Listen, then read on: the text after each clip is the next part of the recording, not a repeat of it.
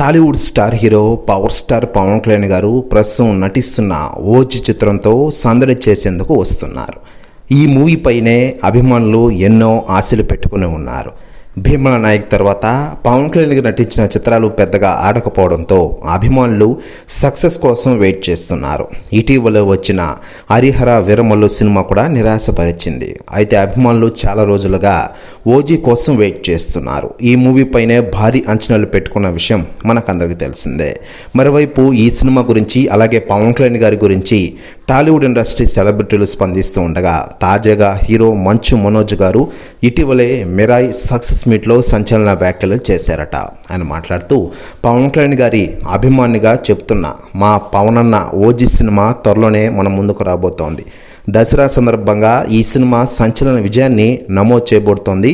నేను ముందే చెబుతున్నా, ఓజీతో ఇండస్ట్రీ తగలబడిపోతాయి, రాసి పెట్టుకోండిరా అంటూ కొన్ని సంచలన వ్యాఖ్యలు చేశారట హీరో మంచు మనోజ్ గారు. ప్రస్తుతం వ్యాఖ్యలు వైరల్ అవుతున్నాయి టోటల్ తెలుగు ఇండస్ట్రీలో.